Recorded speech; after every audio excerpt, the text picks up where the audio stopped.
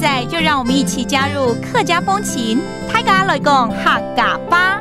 Yo, what's up? It's time for Practical Hakka on ICRT. Hello， 好，大家好，我是 Alice 彭。Hello, 你好，大家好，我是 Joseph Ling. Hello, Alice. 情人节啊，吓我一跳，我讲话那么温柔。今天这一集呢，要比较浪漫一点啊。浪漫。Because you know, this month we're teaching you the phrase how much or how many 多少。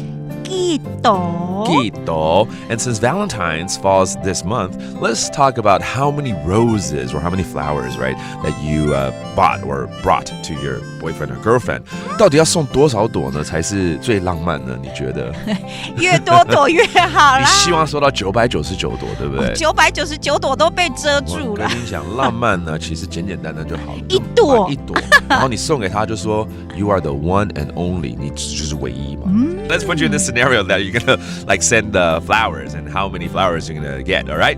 你送多少朵玫瑰花给女朋友啊？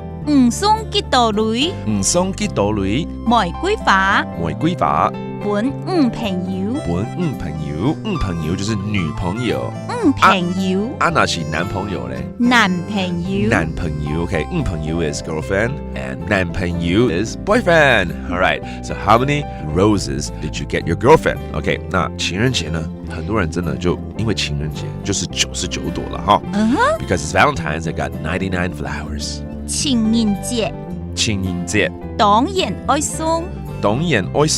99蕊啊。99蕊啊。这就是99啊，对不对？对，99朵啊。Because in Chinese, 9 actually signifies longevity or a long, long time, foreverness, basically. So 99 flowers is very romantic, 对不对？所以真的啦，你好浪漫哦 ，You are so romantic. 很浪漫哦。哎呀，安子 say 啊。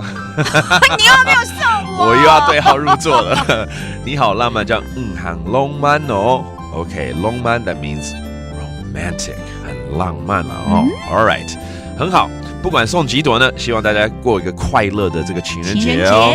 那我们来 rate 几个单字喽。好，男女朋友啦，好不好？女朋友。